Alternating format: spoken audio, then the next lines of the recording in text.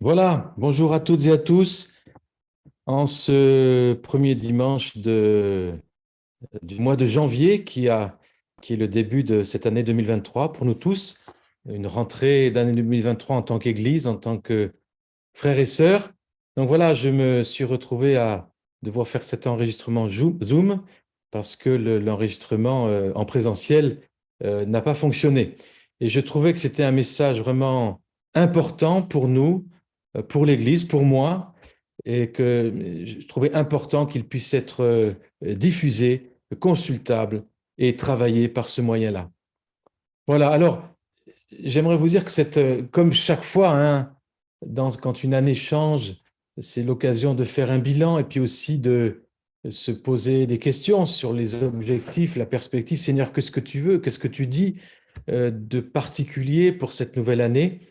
Et donc, j'aimerais vous exprimer un cheminement qui n'a pas été très simple, mais qui a été mon cheminement depuis le mois de décembre et qui a culminé jusqu'au tout début du mois de janvier. Et ce cheminement, c'était beaucoup de fardeaux, de soucis que j'ai dû remettre au Seigneur, un cœur un peu en lutte. Et si vous voulez, donc voilà, je suis venu au Seigneur régulièrement et lui apportant tout ça, me déchargeant sur lui, jusqu'à ce que j'entende dans mon cœur une question qu'il me pose.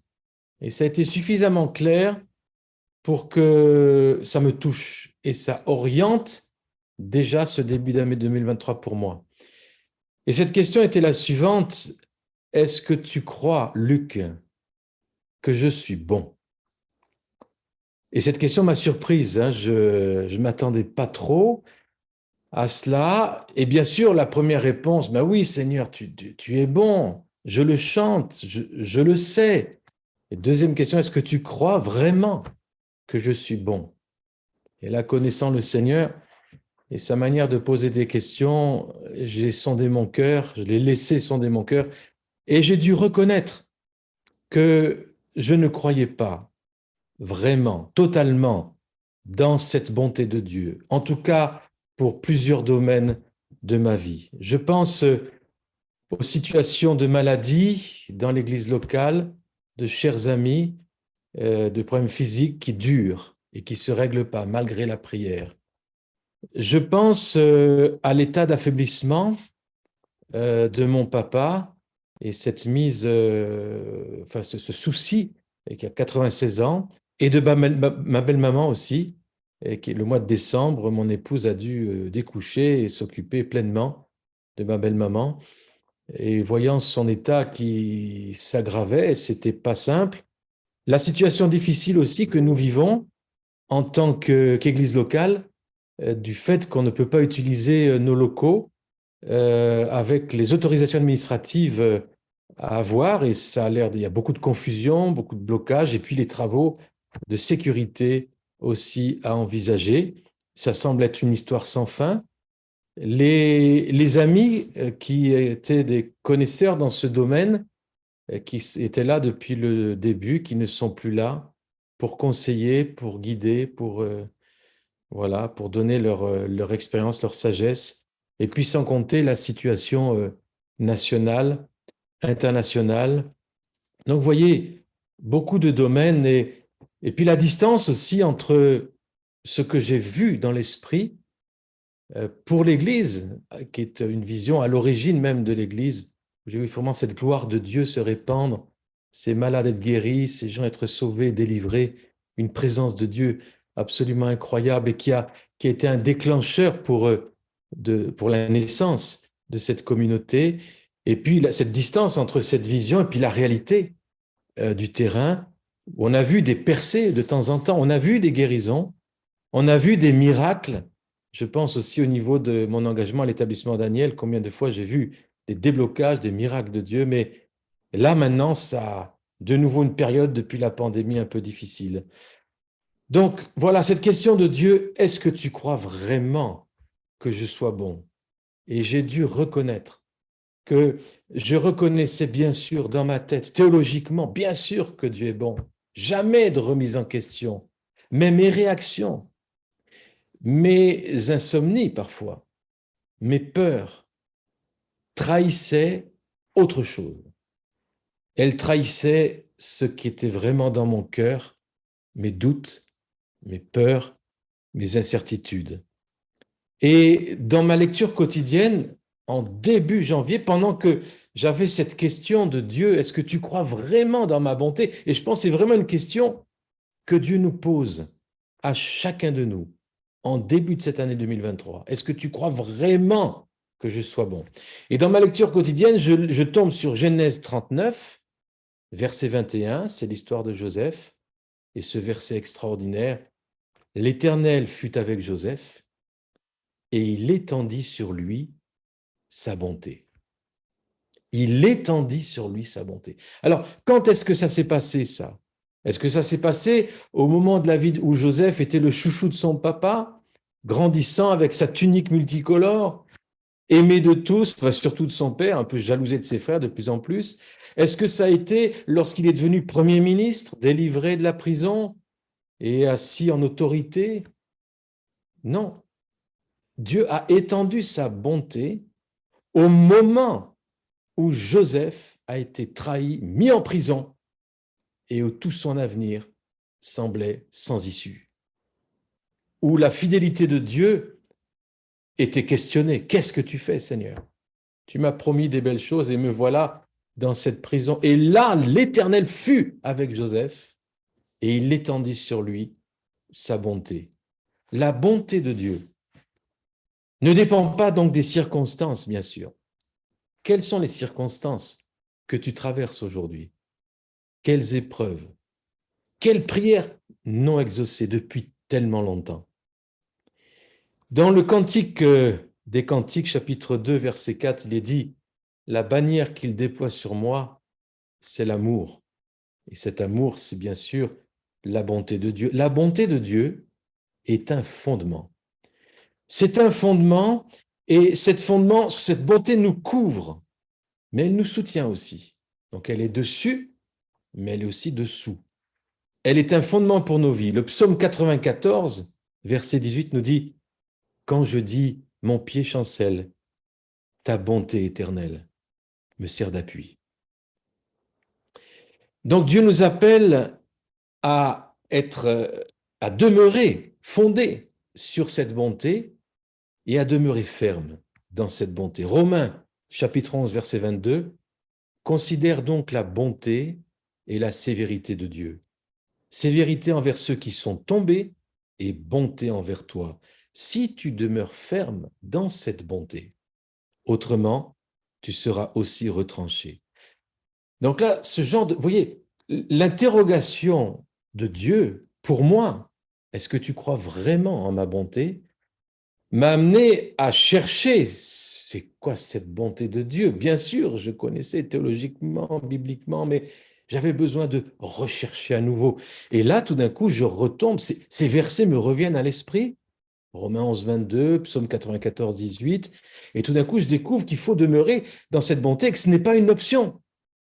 Et si les circonstances ou mes déductions par rapport aux circonstances arrivent à me faire conclure à douter de cette bonté, alors la Bible me dit, je risque d'être retranché. Non pas retranché de l'amour de Dieu, qui est inconditionnel. Nul ne nous ravira de sa main.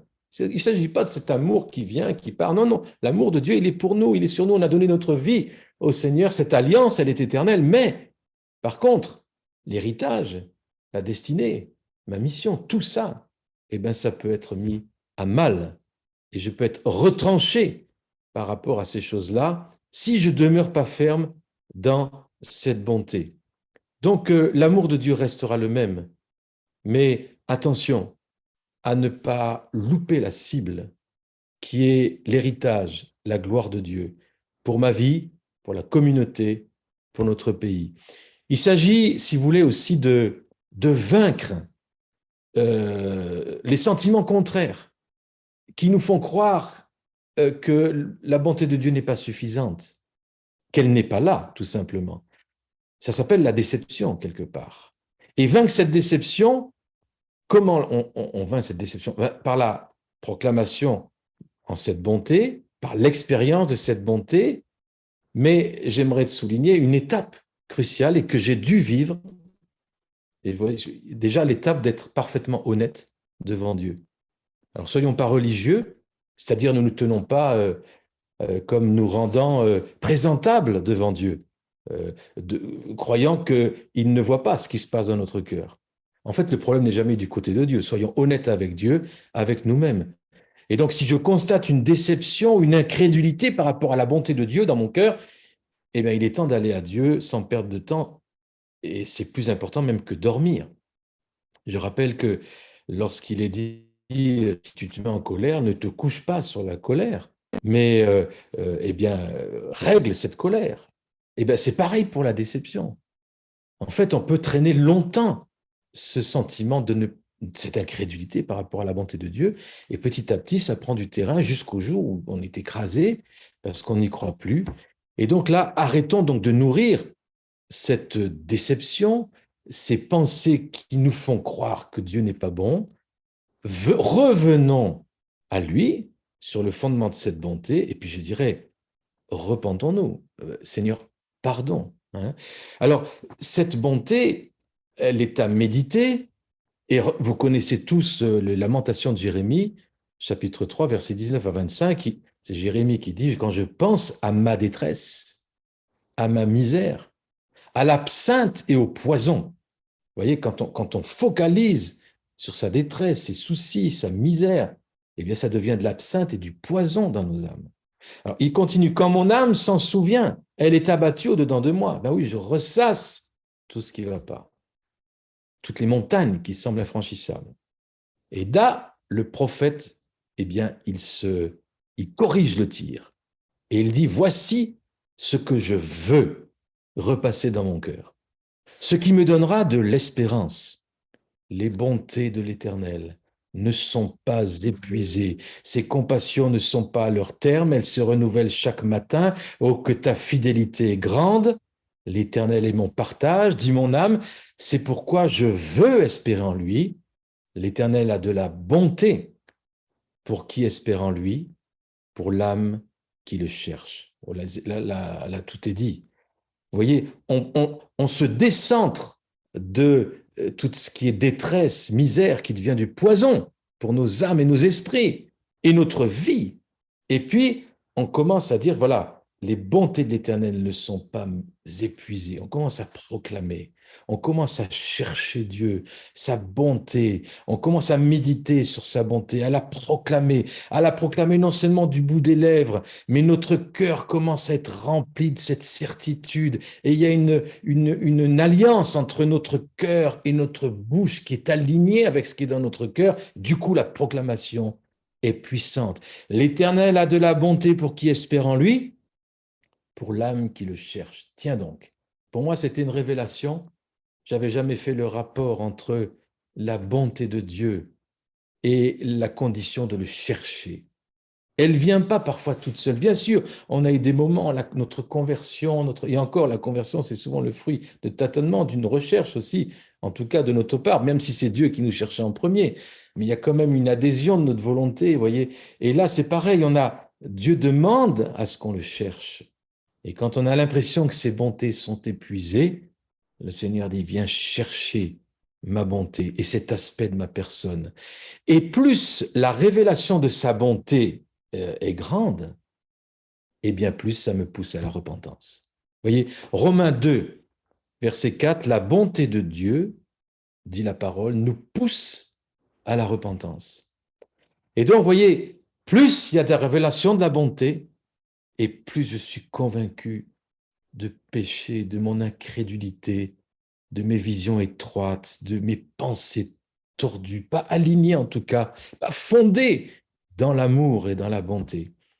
Repentons-nous, ça veut dire détournons-nous de ce sentiment de déception, détachons-nous de ce partenariat avec les démons. Parce que bien sûr, par cette fissure, si on commence à ouvrir la porte, alors là, c'est le flux qui vient, c'est le prince de l'air qui s'engouffre, les amis. Donc, repentons-nous, c'est la première chose. Et j'ai dû me repentir. Seigneur, pardon, pardon, Seigneur. Et vous savez, en tant que chrétien de longue date, j'ai trouvé une chose, c'est que parfois, il y a tendance à faire des efforts pour justifier notre incrédulité. Par exemple, voilà, on dit, ben, voilà, il suffit d'avoir un peu de discernement et on voit bien que ça ne va pas. Voyez, on voit bien que ce n'est pas possible. Ce genre de discours, non seulement on ne croit pas, ou on a du mal à croire, mais en plus on va justifier notre incrédulité par un soi-disant discernement. Mes amis, si ton discernement te pousse à douter de la bonté de Dieu, jette-le, mets-le à la poubelle. Il ne te sert pas, il te dessert. Donc nous avons besoin de nous repentir de l'incrédulité et de ces camouflages de notre incrédulité par un vernis parfois religieux. Et voyez, Seigneur, voilà, soyons honnêtes. Seigneur, j'ai l'impression que tu m'as abandonné, Seigneur.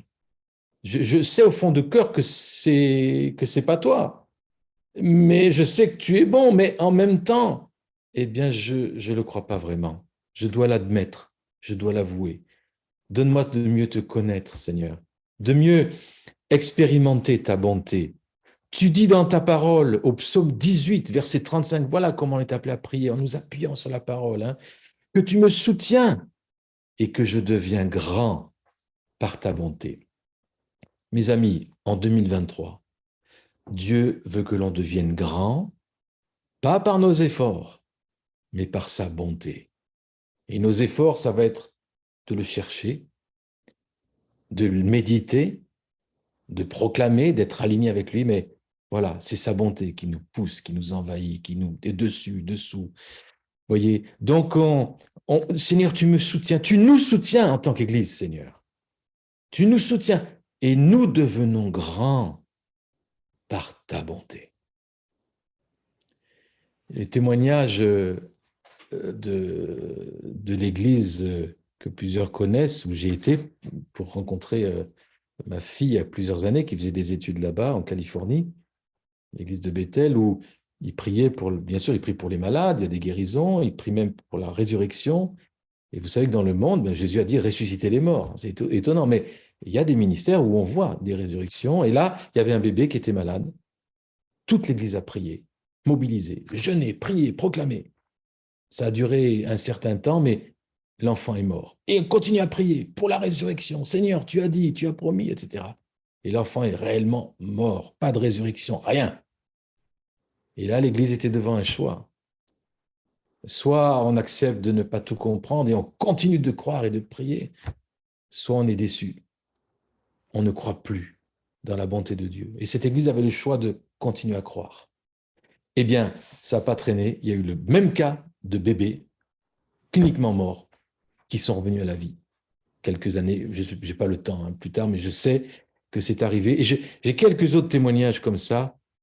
Nous sommes appelés à expérimenter la résurrection, et c'est possible pour ceux qui espèrent encore, pour ceux qui ne sont pas dans la prison de la déception et de l'incrédulité.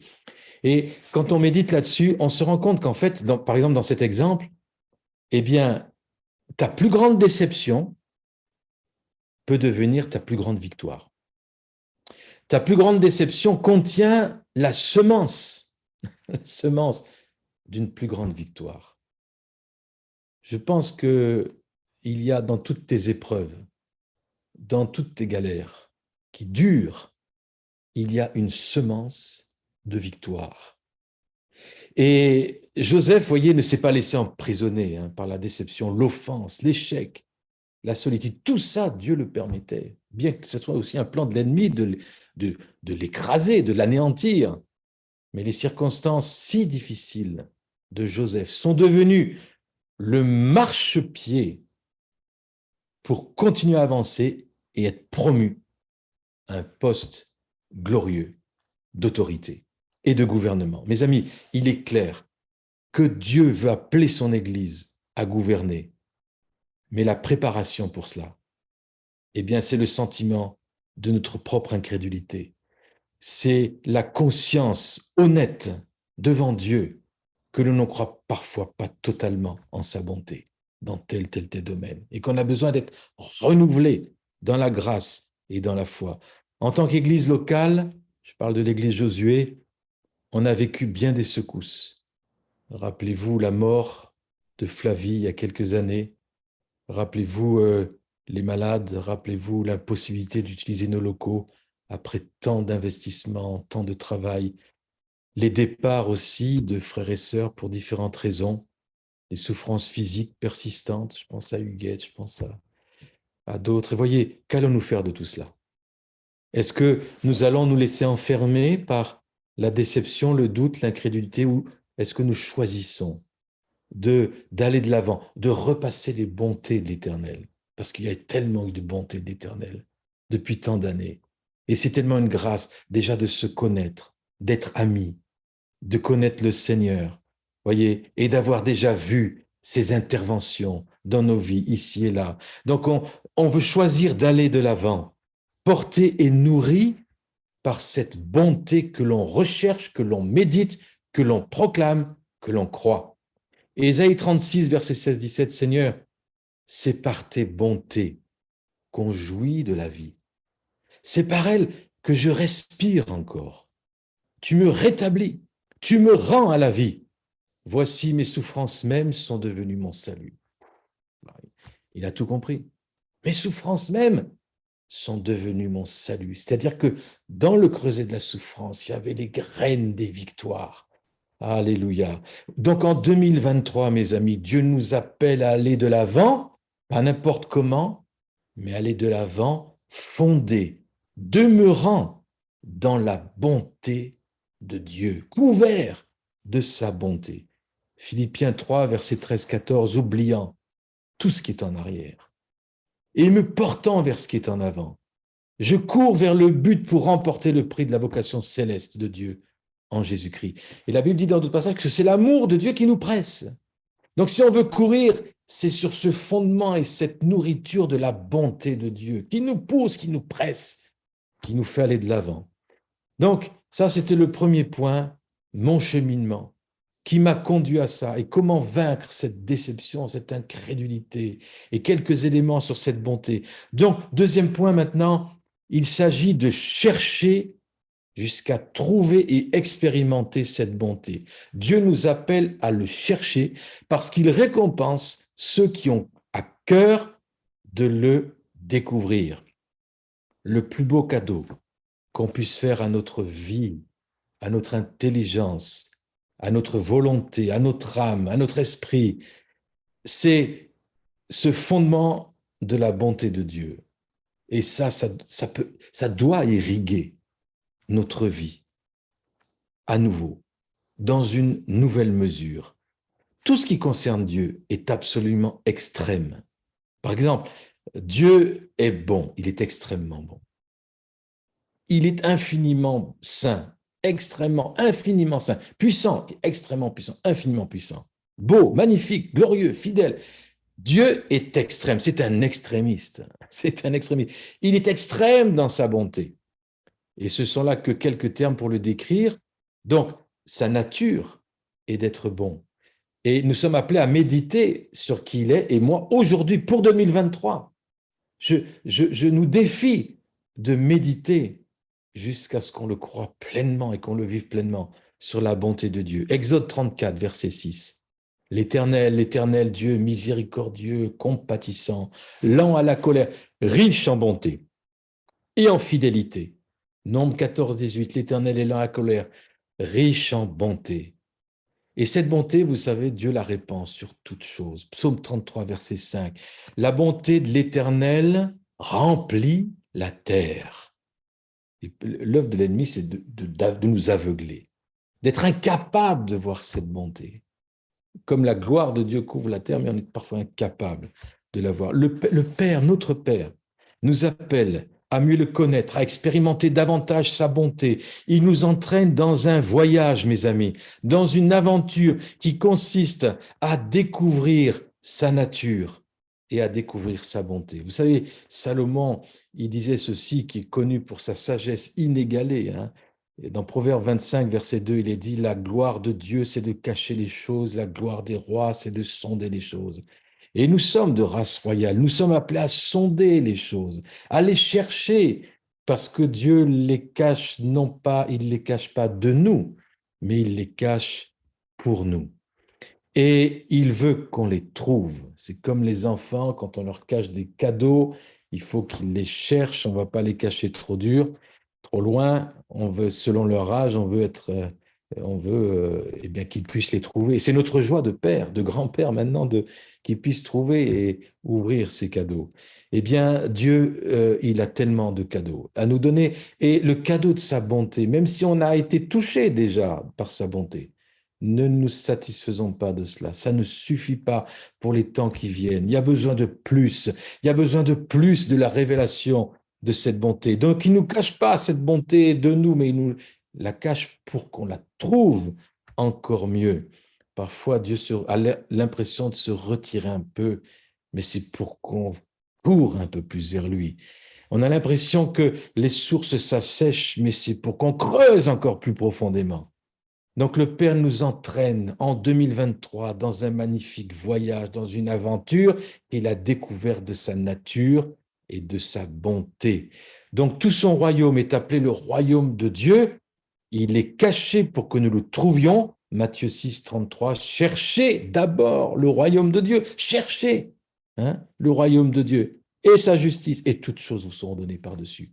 Je suis convaincu que si on cherche sa bonté, qui fait partie de l'atmosphère de son royaume, eh bien, toutes choses nous seront données par-dessus. Et c'est qu'un aspect, imaginez un peu, heureusement qu'il y a plusieurs années, mais en 2023, mes amis, recherchons la bonté de Dieu. Nous sommes des explorateurs à la recherche de cette bonté. On apprécie bien sûr ce qui est ancien, mais on chérit ce que Dieu a de nouveau et qu'on n'avait jamais encore vu. En tout cas, moi, là, je rentre personnellement dans une nouvelle révélation de sa bonté. Et vous savez, la Bible dit que ce que nous adorons, ce que nous contemplons, ça nous affecte, ça nous change, ça nous transforme. Nous sommes transformés à l'image de ce que nous méditons, adorons.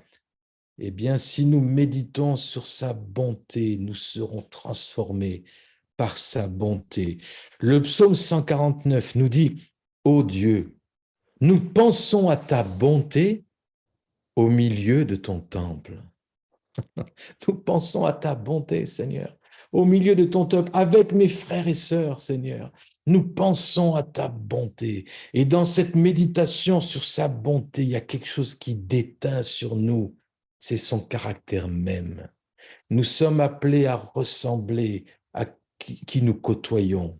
Et si nous côtoyons le Maître dans sa bonté, nous ressemblerons au Maître dans sa bonté. Et tout comme Moïse, on a été mis au défi. Vous vous rappelez, Moïse, lorsqu'il a l'épisode du buisson ardent, il n'était pas consumé par les flammes. Et l'histoire nous rappelle ce détail important qui nous éclaire dans le cheminement, c'est que le Moïse a dû se détourner.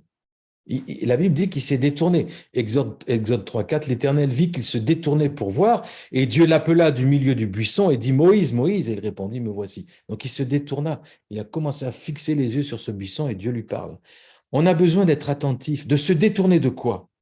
Se détourner de nos soucis, se détourner des impossibilités, se détourner de tout ce qui nous tient à la peau, vous voyez, et comme incrédulité, comme petitesse parfois. Nous avons besoin de nous détourner pour le contempler lui, pour le voir lui, pour contempler sa bonté et accorder toute l'attention à Dieu, à un aspect de sa personne, permet vraiment une plus grande rencontre avec lui, une plus grande révélation de qui il est. Voyez donc l'essentiel, on ne peut pas le trouver de façon, on ne peut rien trouver de significatif par nous-mêmes. On a vraiment besoin que ça nous soit révélé. Et voyez, les vraies découvertes, les vraies révélations, ce n'est pas le résultat seulement de nos efforts, mais c'est la rencontre entre nous qui nous avançons vers Dieu, qui le cherchons, et lui qui court à notre rencontre, comme le Fils prodigue. Les deux vont l'un vers l'autre. Voyez, donc Dieu donne ses cadeaux à ceux qui ont embrassé son invitation à demander, à chercher, à frapper. Il se laisse trouver dans tous les aspects de sa personne par ceux qui le cherchent. Le prophète Jérémie a eu un aperçu de cette réalité lorsqu'il a dit la promesse de Dieu, rappelle la promesse de Dieu, Jérémie 33, verset 3, invoque-moi et je te répondrai. Je t'annoncerai des choses cachées que tu ne connais pas. Et le Dieu qui est bon nous a invités à l'invoquer. Il a ensuite promis de répondre d'une manière qui dépassait ce que nous avions demandé. Et le mot grande, je t'ai annoncé des grandes choses, ça veut dire des choses exceptionnelles, qu'on n'a jamais expérimentées, qui sont plus grandes que ce qu'on pensait, au-dessus de la moyenne, donc inaccessibles quelque part. Mais Dieu nous a donné la clé des choses inaccessibles. Sa bonté est inaccessible pour l'homme, parce que le péché l'a rendu inaccessible. Mais Jésus est venu, et par sa mort, il nous a donné la clé de cet inaccessible, de toute la révélation, de tout le parfum du ciel, où il y a la bonté, la paix, la joie, mais la bonté en particulier, c'est ce qui nous intéresse aujourd'hui. Donc, voyez, il nous a donné cette clé pour nous rendre accessible ce qui ne l'était pas. Cette clé, c'est son nom, c'est son invitation à goûter, sentez et voyez combien Dieu est bon. Invitation de sa part. Et comme les aventuriers d'autrefois qui ont dû lâcher beaucoup de choses pour découvrir des nouveaux espaces, le Mont Everest par exemple, les efforts, tout ça, mais pour découvrir quelque chose, une passion pour découvrir, que Dieu nous donne cette passion pour le sentir, pour le goûter, pour le voir. Psaume 34, verset 8, sentez, voyez combien l'Éternel est bon. Heureux l'homme qui cherche en lui son refuge. Et notre guide, bien sûr, c'est le Saint-Esprit. Et j'aimerais, dans un troisième temps, faire le lien entre la gloire et la bonté. Rappelez-vous ce que j'ai dit en introduction. Moi, il y a eu quelques visions fondatrices dans ma vie, et cette vision pour l'église Josué, reçue en 92, à des milliers de kilomètres d'ici, c'était lorsque j'ai fait un rêve et je me suis vu, il y avait une parole prophétique en disant, Luc, Dieu t'appelle à implanter une église. J'en voulais pas. J'avais déjà l'école, j'avais déjà assez. J'avais vraiment pas envie. J'étais bien dans mon église. Et cet appel prophétique à des milliers de kilomètres, je t'appelle à implanter. J'ai dit, bon, bah, attends de voir, il faut que Dieu me parle à moi. Et bien sûr, c'est très bien les paroles prophétiques, je les rejette pas, mais je suis appelé, il faut que Dieu me parle à moi, d'abord, en premier. Et j'ai dit, Seigneur, ben voilà, si c'est de toi, il faut vraiment que tu me parles. Et la nuit, je me suis réveillé en larmes, en sueur. J'avais eu cette vision, je me suis vu sur une plateforme avec des amis, je ne sais pas lesquels, et une foule devant nous avec des gens nécessiteux, malheureux, mais la présence de Dieu, un amour incommensurable. Et je pleurais parce que j'étais à la fois rempli de cet amour et le véhicule de cet amour qui délivrait, qui sauvait, qui guérissait. C'était un instant de gloire. Je me suis réveillé en sueur. Et j'ai dit, mais Seigneur, si c'est ça le but, alors Seigneur, moi je suis prêt à faire ce que tu me demandes, même si ça me coûte. Et donc voilà, c'est pas un choix, c'est un long chemin. Et aujourd'hui, dans ce temps un peu d'émondement, on se dit, mais Seigneur, où elle est cette vision? Mais elle est toujours là. Mais cette vision de gloire, j'aimerais dire que maintenant, je la rattache avec la vision de la bonté de Dieu. Parce que cette vision de gloire, fondement dans l'Église Josué, fondement, je pense, dans beaucoup d'œuvres aussi, eh bien, cette vision de la présence de Dieu palpable, intense, elle est liée avec la notion de bonté de Dieu. Parce que la gloire et la puissance, c'est toujours relié avec la bonté de Dieu. Une Église glorieuse, qu'a promis la parole dans l'Apocalypse. Il attend une église glorieuse, sans tache ni ride, mais glorieuse. Eh bien, une église glorieuse, ça va être une église qui aura expérimenté sa bonté. Et j'aimerais poser ça, c'est dans Exode 33, versets 9 à 23.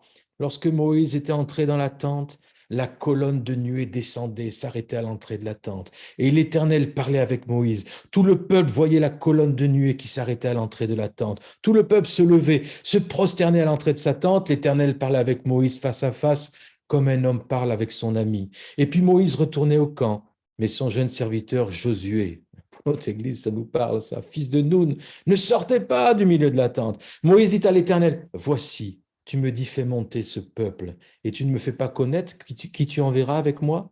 Cependant, tu as dit, je te connais par ton nom, si tu as trouvé grâce à mes yeux. Maintenant, si j'ai trouvé grâce à tes yeux, fais-moi connaître tes voies. Alors je te connaîtrai, je te trouverai encore grâce à tes yeux. Considère que cette nation est ton peuple. L'Éternel répondit, je marcherai moi-même avec toi, je te donnerai du repos Moïse lui dit, si tu ne marches pas toi-même avec nous, si tu ne marches pas toi-même avec nous, ne nous fais pas sortir d'ici. Comment sera-t-il donc certain que j'ai trouvé grâce à tes yeux, moi et ton peuple? Ne sera-ce pas quand tu marcheras avec nous, quand nous serons distingués, moi et ton peuple, de tous les peuples qui sont sur la face de la terre? L'Éternel dit à Moïse, je ferai ce que tu me demandes, car tu as trouvé grâce à mes yeux et je te connais par ton nom. Et Moïse dit, il revient à la charge, fais-moi voir ta gloire. Et l'Éternel répondit, je ferai passer devant toi toute ma bonté. Et je proclamerai devant toi le nom de l'Éternel. Je fais grâce à qui je fais grâce, miséricorde à qui je fais miséricorde. L'Éternel dit, tu ne pourras pas voir ma face, car l'homme ne peut voir et vivre. L'Éternel dit, voici un lieu près de toi, tu te tiendras sur le rocher, et quand ma gloire passera, je te mettrai près du rocher, je te couvrirai de ma main jusqu'à ce que j'ai passé. Et lorsque je retournerai ma main, tu ne me verras pas derrière, mais ma face ne pourra pas être vue. Donc lorsque Moïse a demandé à voir la gloire de Dieu, il a demandé quelque chose de fondamental, qui est en fait la cible et la destinée de chaque homme, de chaque être humain. Chaque homme créé à l'image de Dieu, parce que le but d'être un homme, c'est de vivre la gloire de Dieu. Nous sommes destinés à vivre cette gloire. Donc il y a un désir dans nos cœurs, parfois qu'on ne connaît même pas, qu'on ne pourrait même pas formuler, mais qui est là. Mais Moïse, lui, ami de Dieu, a su formuler ce désir en fait de toute l'humanité. Seigneur, fais-nous voir ta gloire. C'est ça, l'homme est fait pour la gloire. Nous sommes faits pour la gloire. Et donc, la cible de tout individu, ta cible, notre cible, en tant qu'individu et qu'en tant qu'Église, c'est la gloire. C'est la gloire de Dieu. C'est sa présence qui transforme, qui bouleverse, qui restaure, qui guérit, qui relève. Nous avons été créés, conçus pour vivre dans la gloire, la présence manifestée de Jésus. L'Éternel dit dans l'Écriture, Romains chapitre 3, tous ont péché et sont privés de quoi? De la gloire de Dieu. Donc ça veut dire que lorsque Jésus est venu pour régler le problème du péché et nous réconcilier avec lui par le sang de sa croix, eh bien nous avons accès à la gloire. Et ça, c'est pour ça qu'il y a un désir en nous de plus de gloire. Le péché, c'est l'incapacité de rentrer et d'expérimenter la gloire. Jésus a payé le prix, non pas seulement pour qu'on soit libéré de nos péchés, mais pour qu'on rentre dans l'héritage et qu'on goûte à cette gloire. Donc cette cible, c'est la gloire. Et Moïse, il avait pourtant expérimenté des choses mais incroyables. Rien que le buisson ardent, c'est déjà énorme. Ensuite, les nombreuses fois où il est allé sur la montagne, il a discuté avec Dieu. Mais c'est absolument, si c'est pas la gloire, ça je ne sais pas, mais c'était pas encore toute la dimension de la gloire. Il a fait des visites dans la tente d'assignation, dans la tente de la rencontre, mais c'était pas encore tout à fait la gloire. Mais quand il a dit, fais-moi voir ta gloire, Dieu lui a montré quoi? Sa bonté. Pour Dieu, sa gloire, c'est sa bonté. Et donc, c'est à cette expérience-là, c'est lorsque Moïse a rencontré cette bonté de Dieu, même de dos, qu'il l'a vu, il l'a senti, mais ça a dû le submerger. C'est lorsqu'il a senti cela, qu'il a expérimenté cela, que son visage a été illuminé, au point que quand il est revenu auprès des siens, eh bien, les gens ne pouvaient pas le voir. Il a fallu qu'il mette un voile. Les autres expériences n'ont pas fait cela, mais n'ont pas produit cela. C'est l'expérience de la bonté de Dieu qui a transfiguré son visage. Et c'est absolument unique. C'est dans Exode 34, il est dit, voilà, il revient de la montagne, il ne savait pas que la peau de son visage rayonnait parce qu'il avait parlé avec l'Éternel, parce qu'il avait expérimenté, en fait, sa bonté. Donc, vous voyez, Moïse demande d'avoir la gloire de Dieu. Dieu dit, d'accord Moïse, je vais te montrer ma bonté. Et c'est la seule fois où il a été transfiguré. Vous ne croyez pas que c'est la volonté pour Dieu, pour son Église, qu'elle goûte à la bonté de Dieu jusqu'à une transfiguration? Jusqu'à une transfiguration. Est-il possible que Dieu ait l'intention de changer le visage de son peuple par une nouvelle révélation de sa bonté? Eh bien, je pense que oui. Et voyez, c'est vrai que dans la pratique, le monde, dans l'histoire, le monde a pu voir, le peuple musulman a pu voir des croisades, par exemple. Le monde a vu une église divisée, déchirée, une église avec des cas de pédophilie, une église, voilà, parfois c'est assez terrible. Mais quand est-ce que le monde verra une église transfigurée par la bonté de Dieu? c'est-à-dire la gloire. Nous sommes appelés à habiter dans la gloire. La révélation et la proclamation de la bonté va avec la manifestation de sa gloire. Dans 2 Chroniques, chapitre 5, versets 13 et 14, c'est le temps où le temple de Salomon est bâti, au moment où les sacrificateurs sortirent du lieu saint, car tous les sacrificateurs présents s'étaient sanctifiés sans observer l'ordre des classes. Tous les Lévites qui étaient chantres, Asaph, Éman, Yédoutoum, leurs fils, leurs frères, revêtus de byssus, se tenaient à l'orient de l'autel avec des cymbales, des luttes, des trompettes, et avaient près d'eux 120 sacrificateurs sonnant des trompettes. Et lorsque ceux qui sonnaient des trompettes et ceux qui chantaient, s'unissant d'un même accord pour célébrer, pour louer l'Éternel, firent retentir les trompettes, les cymbales, les autres instruments et célébrer l'Éternel par ses paroles, car il est bon, car sa miséricorde durera toujours. Et en ce moment, la maison de l'Éternel fut remplie de nuées. Les sacrificateurs ne purent pas y rester pour faire le service à cause de la nuée, car la gloire d'Éternel remplissait la maison de Dieu. Vous vous rendez compte? Vous avez remarqué l'insistance mise sur la louange, l'unité dans la louange, toutes les trompettes, toutes les cymbales, tous les chantres. J'aimerais dire une chose, l'année 2023, il y a besoin d'un peuple qui est rassemblé pour proclamer ses louanges et sa bonté, et que les trompettes de nos voix et de nos cœurs soient unies ensemble et d'un même son proclament. C'est la dimension des tabernacles de louange et d'adoration nécessaire. C'est pas une mode, c'est pas de l'ancien, c'est toujours actuel, ça date depuis des milliers d'années, ça n'a pas changé. Un peuple qui proclame sa bonté, ça attire la gloire de Dieu. Un peuple qui est avec des prêtres qui proclament qu'il est le fruit des lèvres qui confessent son nom, Hébreux 13, 11, comme une offrande. Ça attire la gloire de Dieu. L'unité de ces prêtres, nous sommes tous des sacrificateurs. Cette unité ensemble attire le Saint-Esprit comme il a été attiré par l'unité des 120 à la chambre haute. Et puis aussi, il louait Dieu pourquoi? Pour sa bonté. La proclamation de la bonté amène la gloire et l'expérience donc de sa bonté.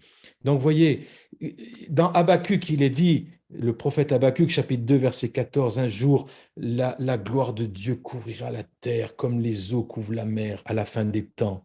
Et cette gloire, parfois, on a pu supposer que ça c'est une gloire, je ne sais pas, une armée de militaires, quoi, l'armée de Dieu, vous voyez, qui envahit, qui détruit les ennemis, qui fait venir la gloire. Il y a un peu de ça, bien sûr, contre les puissances spirituelles et tout ça. Mais imaginez que cette gloire qui remplit la terre, ça puisse être aussi la manifestation de la bonté de Dieu au travers de toi, de moi et de l'Église. La manifestation de la bonté de Dieu. Une Église qui manifeste sa bonté, c'est-à-dire qui manifeste sa gloire. Et Dieu veut remplir la terre de sa bonté, pas de façon directe comme ça, simplement, mais au travers de son Église. Donc, Dieu n'avait pas honte de mettre sa gloire dans des bâtiments physiques. Temple de Salomon, à combien plus forte raison, il va mettre sa gloire dans les bâtiments que lui-même bâtit, qui ne sont pas faits de briques, mais qui sont son Église, parce qu'il bâtit son Église. Et ce bâtiment que tu es, toi, temple du Saint-Esprit. Donc, Jésus construit son Église, demeure éternelle de Dieu, et il veut y mettre sa gloire lorsque l'Église va proclamer sa bonté. Il y a vraiment, vous voyez, cette alliance entre la gloire et la bonté. C'est absolument énorme, comme on dirait aujourd'hui. Donc Dieu prépare une Église glorieuse, sans tache, ni ride, ni rien de semblable. C'est lui qui le fait, mais la gloire, ça va avec la bonté. Voyez, c'est ça que je veux vraiment souligner. Donc, et dernièrement, dernier point, il faut avoir confiance dans cette bonté. La bonté, ça va avec la foi. La révélation de la bonté de Dieu, ça marche avec la foi. Regardez, cette rime entre bonté et foi, on la trouve partout dans les Écritures. Psaume 117, verset 2. Car sa bonté pour nous est grande et sa fidélité durera toujours. Louez l'Éternel. Psaume 100, verset 5. Car l'Éternel est bon, sa bonté durera toujours et sa fidélité. Fidélité, c'est fides, foi, de génération en génération. Psaume 40, verset 11. Ta bonté et ta fidélité me garderont toujours. Psaume 89, verset 28. Je lui conserverai toujours ma bonté et mon alliance lui sera fidèle. Psaume 89, verset 33. Mais je ne lui retirerai pas ma bonté, je ne trahirai pas ma fidélité. Psaume 143, verset 8 à 12. Fais-moi dès le matin entendre ta bonté, car je me confie en toi. Voyez l'alliance entre la révélation de la bonté, se confier dans cette bonté, la foi et la bonté, voyez. Fais-moi connaître le chemin où je dois marcher, car j'élève à toi mon âme. Délivre-moi de mes ennemis éternels. Auprès de toi, je cherche un refuge. Enseigne-moi à faire ta volonté, car tu es mon Dieu. Que ton bon esprit me conduise dans la voie droite. À cause de ton nom éternel, rends-moi la vie. Dans ta justice, retire mon âme de la détresse. Dans ta bonté, anéantis mes ennemis. Tiens, tiens, il y a une alliance il y a une relation entre la révélation de la bonté de Dieu et le fait que les ennemis dégagent et fais périr tous les oppresseurs de mon âme, car je suis ton serviteur. Lorsqu'on prend la communion, qu'on communie ensemble et qu'on proclame la bonté de Dieu, l'ennemi dégage. Il ne supporte pas la bonté de Dieu. Foi et révélation de sa bonté vont de pair, l'une ne va pas sans l'autre. L'absence de révélation de sa bonté, eh bien, ça peut conduire, écoutez-moi bien, au naufrage de la foi. Je répète, l'absence de révélation, d'expérimentation de sa bonté peut conduire au naufrage de la foi. Attention aux carences, à l'incrédulité qui peut nous guetter, nous ronger petit à petit. Il n'est jamais trop tard pour être honnête et demander pardon, Seigneur. Je ne croyais pas vraiment dans ta bonté. Mais la révélation de sa bonté, elle s'ancre en moi, et puis la foi aussi, elle s'ancre aussi et peut se manifester.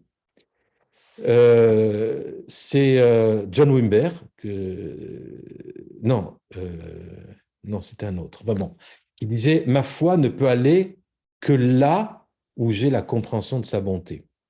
Je prends souvent des notes, après je ne sais plus qui a dit ça, mais voilà. Ça, c'est une phrase que j'avais notée. « Ma foi ne peut aller que là où j'ai la compréhension de sa bonté ». Donc, plus il y a de révélation de la bonté, plus il y a de foi. Ce qu'on croit au sujet de Dieu, de sa nature, ça a un effet mesurable dans notre vie. L'année 2023 doit être marquée par ce que nous croyons ou pas au sujet de Dieu, et ça va être marqué parce que nous croyons dans la bonté de Dieu. Je propose que l'année 2023 soit témoin d'une plus grande révélation de sa bonté, une plus grande manifestation de ta bonté sur nous et au travers de chacun d'entre nous. Psaume 64, versets 11 à 13, tu couronnes l'année de tes biens et tes pas vertent l'abondance. Les plaines du désert seront abreuvées, les collines seront ceintes d'allégresse, les pâturages se couvrent de brebis, les vallées se revêtent de froment, les cris de joie et les chants retentissent. Vous savez, souvent dans les cartes de vœux évangéliques, là, il y a souvent ce psaume 64, tu couronnes l'année de tes biens. Eh bien, de tes biens parce que tu es bon. La manifestation de la bonté de Dieu, c'est les biens. Et donc, Seigneur, couronne cette année de tes biens, c'est-à-dire de la manifestation de ta bonté dans mon cœur, dans ma vie. Psaume 13, versets 5 et 6. Moi, j'ai confiance en ta bonté. J'ai de l'allégresse dans le cœur. La bonté, la révélation de la bonté, ça amène de la joie. On a besoin de retrouver la joie, les amis, dans beaucoup de servir avec joie à nouveau. Je chante à l'Éternel, car il m'a fait du bien. Il m'a fait du bien.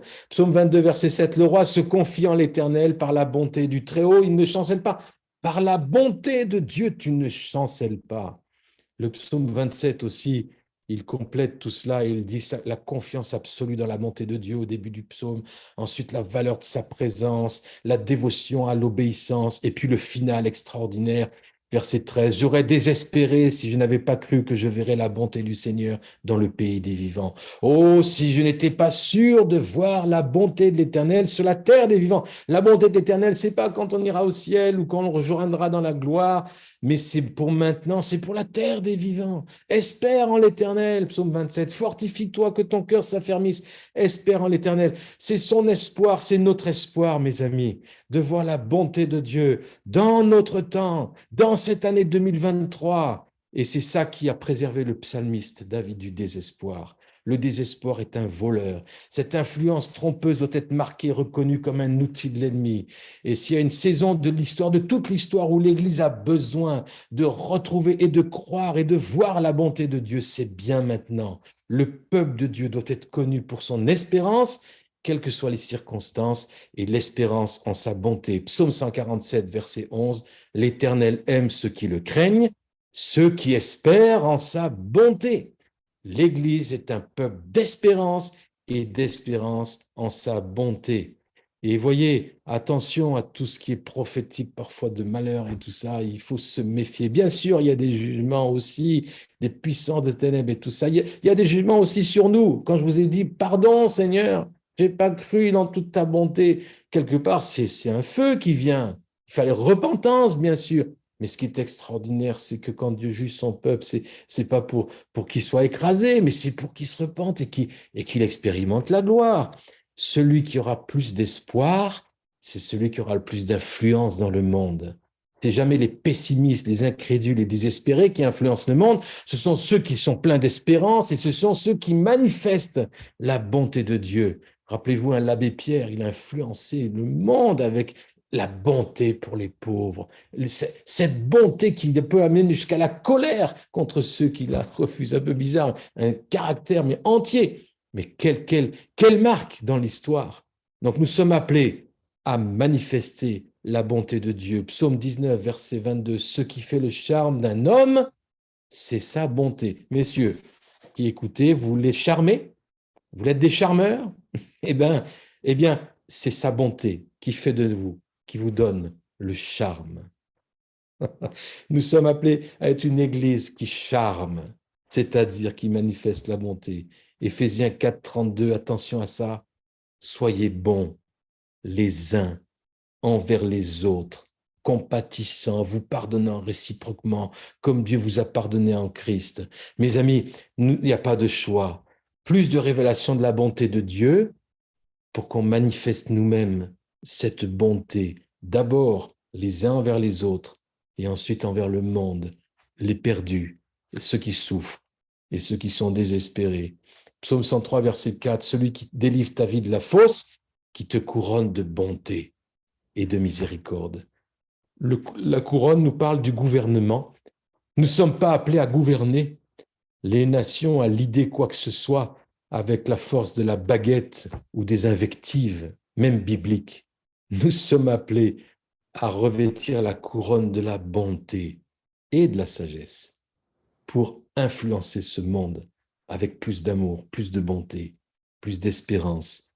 Dans ta bonté, psaume 65, verset 5, tu nous exauces par des prodiges. Le temps des prodiges est venu et ça va avec la révélation de la bonté dans la bonté de Dieu. Les prodiges et les exploits sont tout à fait possibles. Jésus de Nazareth allait et faisait du bien de lieu en lieu, guérissant ceux qui étaient sous l'empire du diable, car Dieu était avec lui. Acte 10, 38. Nous apprenons que la bonté de Dieu, ça consiste à faire du bien, à bénir, à secourir, comme Jésus. Et ce Jésus qui faisait du bien, il vit en nous. Christ en vous, l'espérance de la gloire. Le Christ qui est bon, il y a un seul qui est bon. Le Christ, il vit en toi. Et donc cette gloire peut se manifester parce que celui qui est glorieux habite en toi. La gloire de Dieu contient la révélation de la bonté de Dieu. Nous avons cette clé, c'est Jésus-Christ. La finalité de l'homme, c'est de glorifier Dieu et c'est de demeurer dans sa gloire. Alors pour 2023, cherchons sa bonté. Repentons-nous de l'incrédulité. Goûtons, sentons, voyons cette bonté. Manifestons-la. Rapprochons-nous les uns les autres. Chérissons et vivons le temps où tout le corps de Christ se réunit dans la louange, dans la prière et aussi en petits groupes comme dans les maisonnées. Mais les deux sont tellement importants. Nous avons besoin de retrouver la dimension de la gloire dans une communauté qui est rassemblée, qui proclame sa bonté non seulement du bout des lèvres, mais parce que ça jaillit du cœur. Et cette année sera couronnée de bien et nos pas verseront dans l'abondance. Seigneur, merci de bénir ton Église, de nous bénir chacun d'entre nous, c'est-à-dire de nous amener à plus de révélation de ta bonté. Pardon pour notre incrédulité. Nous sommes honnêtes, Seigneur, nous ne croyons pas en ta bonté dans tous les domaines. Il y a des domaines où on ne croit plus, Seigneur, où on a abandonné, où on a lâché, où on s'est rapetissé. Mais Seigneur, le souffle de ta bonté revient et nous appuyons sur toutes ces paroles, cette parole de Dieu, sur ta bonté. Tu es bon, Seigneur, tu es infiniment bon et c'est le fondement de notre vie. Et tu étends sur chacun qui écoute ici ta bonté, comme sur tes Joseph, de façon individuelle et de façon collective. Merci Seigneur pour ta bonté. Merci Seigneur parce que ta bonté dure à toujours.